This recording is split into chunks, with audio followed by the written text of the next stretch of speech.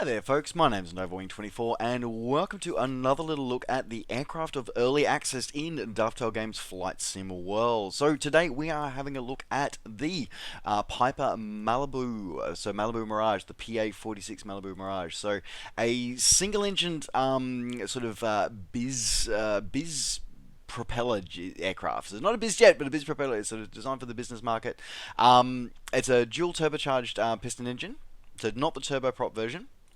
Now, in terms of, it does come in with two liveries available. So it comes in with a red or a blue livery. So both are very, very similar, just nice clean lines.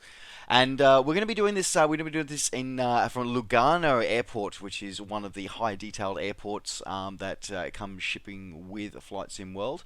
So without any further ado, let's get ourselves underway with this aircraft and go for a quick little test flight. Alrighty, so here we are in the Piper Malibu Mirage here. So a very, probably the most modern cockpit of all of the aircraft actually portrayed here in Flight Sim World. So the turbine gauges, sort of like your temperature gauges all through here, they're all LCD displays, so they're not traditional steam gauges. You do have your traditional sort of steam six-pack in the center here, but you've got a lot more digital displays on the aircraft as well. So yeah, it's kind of an interesting mix, as the real aircraft does have. Now, what is really interesting as well, and now it's something that is obviously still a work in progress here, so this is probably one of the more early access of the early access aircraft, is that it does actually have, so I'm actually going to quickly jump to an exterior view for a moment. So down there underneath the right wing, underneath the starboard wing, we've got that little pod. Now what that actually is a weather radar. So you actually have the interface for the weather radar here in the sim as well. Now at the moment it doesn't work. So at the moment it sort of just shows that, you know, it powers up, but it doesn't actually display anything. So it shows that there is actually going to be a proper live weather radar will actually be natively built into the sim. That's huge. Like, you know, that's actually really, really huge with that, because previously, if you wanted a weather radar of any description, you either had to go for something like the ones that's included with Active Sky Next, or you had to get the Rex Milviz weather radar, or there's a couple of freeware ones kicking out there of various different qualities. But yeah, it was something that wasn't included as part of the sim. You know, you would think it would be, but it wasn't. So this is really cool that it is actually going to be part of the sim. But yeah, so as I said, it's just simple. I know it's a small thing, it's not functional yet, but it shows the direction that they're really taking. So they're going to be simulating a lot of the systems on the aircraft, so, which is, you know, really, really exciting to see. So yeah, as I said, I'm excited to see it. Okay, so a couple of things over here. So you just got your basic sort of switches here for your heatings and stuff like that. So we're just going to turn our pitot heat on. There it is. Cool. And most of the things, the propeller heating is not, is sort of either on by default or it's a reverse set on the annunciator switch, because basically when I switch it to on, it shows that it's off or inoperative. So I'm guessing that's a bit of a bug, but we'll see that eventually. Surface de-ice, yep, it all shows up as you would expect. So it goes windshield high and low. Again, like a lot of the other aircraft though, the external lighting still isn't, the external lighting's there, but it doesn't actually influence the terrain. So again, it's an issue of the entire sim that they are working on, so we'll see that shortly. Another little quirky little thing as well, and this is interesting. So with the autopilot, so alright, so first off is that you got your traditional sort of Garmin sort of 530 down here. So if you want to change it over to a GPS flight plan that you've already done, you just click the CDI switch there. Now, in terms of altitude hold and stuff like that, so the first step that you would need to do is that you need to turn the autopilot master on.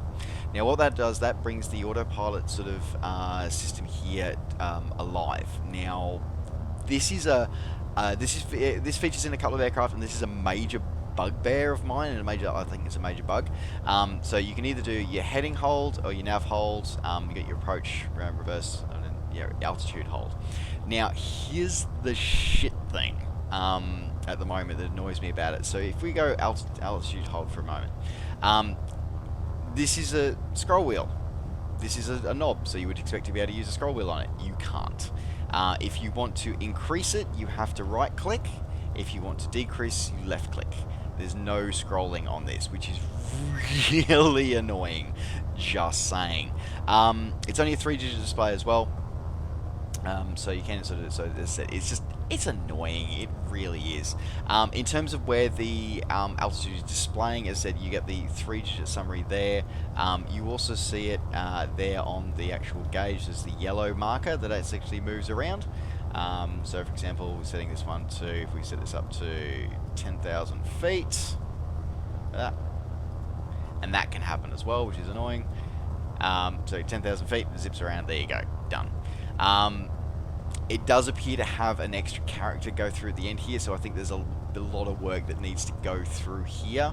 So this has got some issues that needs at the moment, but it's as I said, it's a work in progress. But there you go. It's one of those things that it's got issues. It's an autopilot that's got issues, and that's an autopilot that's used in the Seneca as well. So yeah, there you go. That's pretty much that. Okay, and then in terms of your heading bug, so you got your heading bug there and your course bug there. So it will, these ones do work with scroll wheels, thank God. Okay, now I'm just going to turn the autopilot back off so we don't do something stupid on takeoff. There we go, autopilot tone. Alright, other than that, as I said, everything pretty much working. This is, again, another aircraft, like all the aircraft that we've seen so far, the actual fuses are all sort of selectable and highlightable and usable. So this is something that's going to, I'm sure, is going to feature as time goes on as part of the failure system, where you can sort of simulate failures and reset them and do procedures and workarounds in the cockpit. So again, really cool to see that kind of level of detail being put into this. Alright, so just going to quickly turn some lights on here. So we've also got the top panel up here as well. So your engine start information, your light controls over across here as well, cabin pressure dump, your alternators, magnetos, battery master. Yeah, everything's there and everything works. So yeah, it's pretty cool. As I said, really good, solid model. The model is also quite good as well. Very textured, very detailed, and very, very nice as well. Now, I am just going to quickly just figure out the views on this one. Alright. Nope, wrong views. Okay, let's go this way. Alright, so they don't have any, so the cabin view at the moment, but there was a cabin view in a previous version, so it looks like they've removed it at the moment. But yeah, you can actually sort of open up the doors from there, and again, as you hear the audio actually change with that as well, so the audio does have an influence on that. Now the question is, am I going to be able to clean out? Yep, there we go. Close that, and you got the audio change that happens with that as well. So yeah, as I said, really nice and cool and really, really well done. In terms of the only things that sort of don't work, so the visors are sort of collectible, but you can't actually move them. So that's a little annoying, and also the side window here, the observation window, you can't actually manipulate or click that as well. So some of the aircraft you can do that on, some you can't, but most things are working as expected. So yep, there you go. Alright, I'm just going to turn the overhead light off there. Alright, okay, without any further ado, let's jump into the externals, and let's have a look at the external model of this one before we take it up for a spin. So here we are, external model. I can't really fault it, to be honest. Like, it's beautifully detailed. The reflections are just gorgeous. Shadows are nice and crisp. It doesn't have the sort of see-through that some of the sort of like older FS flight sim models do, and overall just looks right, kind of thing. You know, it's not really much else to do with it, really. It's sort of just, that's just how it is. It just sort of is what it is, and I think it's a really solid one. Interestingly enough, I don't know whether this is intended or not, but there is like a bit of tire squish happening on the main wheels. I don't know whether that's intentional or not, or just maybe an accident of the airfield we're sitting at, but I have noticed it at a couple of other airfields, so kind of cool if that is an intentional thing. Kind of awesome, not going to lie. Otherwise, as I said, very clean, very nice design of the models. Overall, the texturing and the bump mapping is quite nice, and the spectral is quite nice, and got some beautiful reflections going on. Sound arc's pretty solid as well, sort of sound changing as you go with the engine, as you go around the aircraft as well. So overall, solid example. Alright, without any further ado now, let's do a circuit around the airport. It's going to be an interesting circuit because we've got some mountains around here as well, so this could be very interesting. Let's see how we go with that. Alright. Alright. Brake off, brakes on. Run up. Brakes off. Now I do notice that there's no of the instrument shake that we see in some of the other aircraft, like the Supercab, or that we see in the Cherokee. I mean, I still think we'd expect some shake because it's still a sort of prop aircraft, but we do see the shake coming through on the actual. Whoop, change view there. Thinking not a bad view. It was an accident, but that was cool. Nice shot of the gear coming up.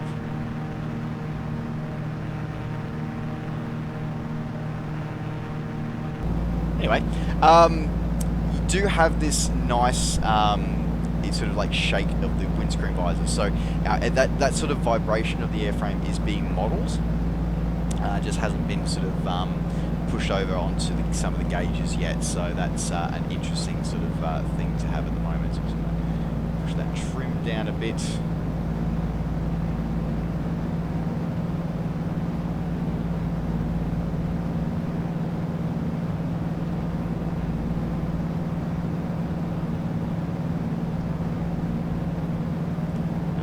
Do some mountain skimming. Might be a bit of an interesting approach to come back to that airport, I think.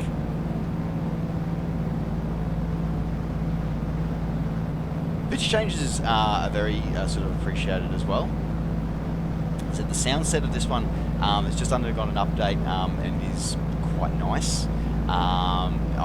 As I said, I really enjoy flying this aircraft actually, which is interesting for me because normally I'm very much a sort of stick and rudder kind of flyer, but I really sort of enjoy this one. The autopilot does sort of bug me a little bit, but this is sort of the one that's suitable the most for if you're doing sort of longer flights.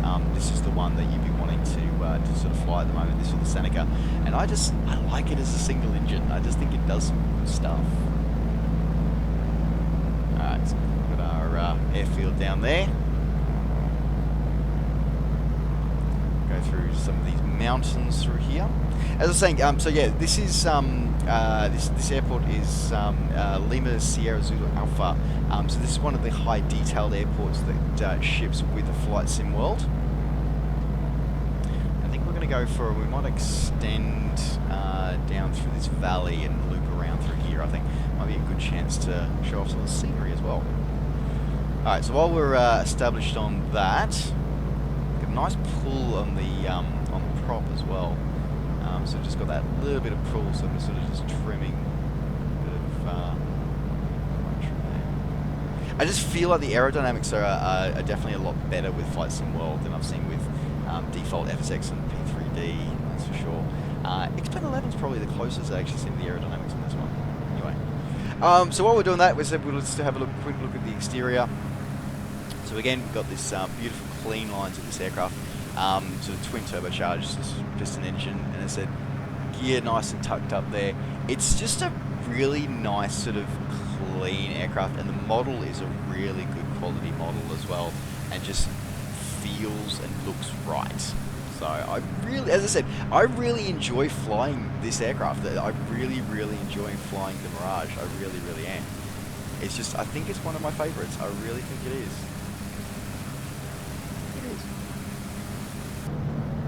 Alright, okay. Slow down, we'll start our turn. That's what we did our extended base leg. Now there are a few issues I found, as I said, the autopilot system, as I was saying before, it's still a bit buggy. But yeah, it's usable, just a little bit on the buggy side, that's all.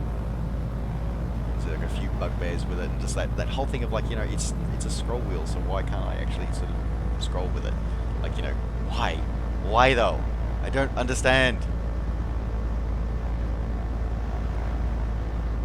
Alright, now I'm sort of bleeding off airspeed, doing a bit of cross-controlling here.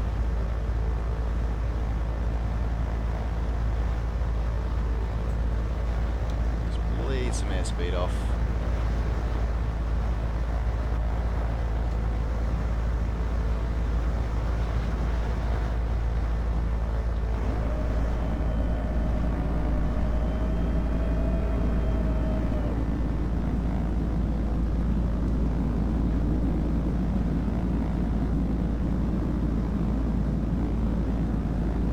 Beautiful audio change once the gear comes down.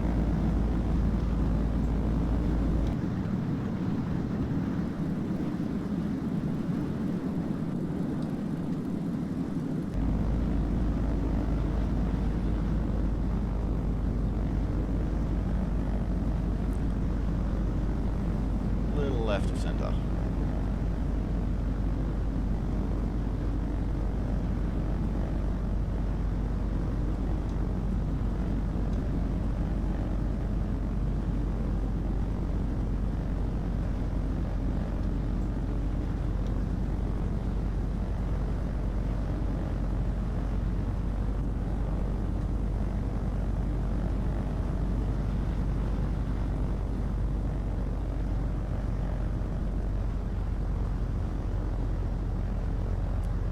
Gentle touchdown.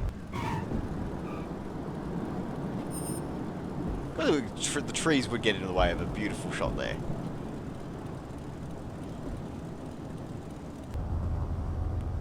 But yeah, as I said, it's a really, I really enjoy it as an aircraft to fly. I think it is one of my favorites, as much as it still has its issues and it has some bugbears that I have with it. I do really enjoy it as an aircraft to fly. Let's close that one. Get out of the way. I really hope they fix that and make that able to be just like pushed away or just not come up. That would be nice. Okay, let's taxi over here on the taxiway.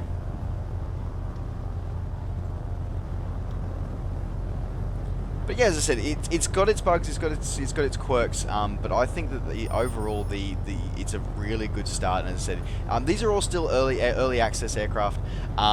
It's got its issues and things to progress, as you can see. But overall, it's another really solid aircraft. As all the aircraft are here in Flight Sim World, and I think that's something that's a really good sort of advantage. These aren't ports over from sort of old sims or whatever. These are like new aircraft from pretty much from the ground up. The only ones that sort of got some experience are the ones that were in Flight Sim, were in flight school. All right, shut everything down. All the annunciators coming on as expected. Excellent. Alrighty. Everything off.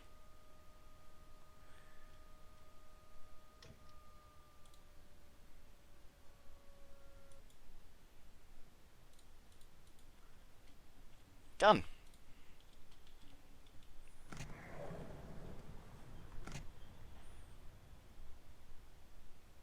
So as I said, it's a really solid aircraft. It's one of my favorites. The Malibu Mirage, it really is.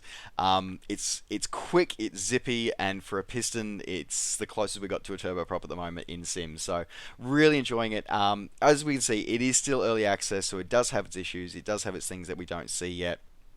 But I'm sure we are going to see those as the early access progresses. So yeah, there you go. That is another one of the aircraft featuring in Dovetail Games Flight Sim World as part of the early access. Hope you enjoyed this little look at this aircraft. Don't forget, as always, folks, if you enjoyed this video, to like the video and subscribe to the channel if you enjoyed this and want to see more. And of course, as always, you can catch up with me and all the things I'm up to between videos by finding me on Facebook and on Twitter. Just search Overwing24. Alright, folks, thanks very much for watching. Take care, safe skies to all, and we'll see you next time. Bye for now.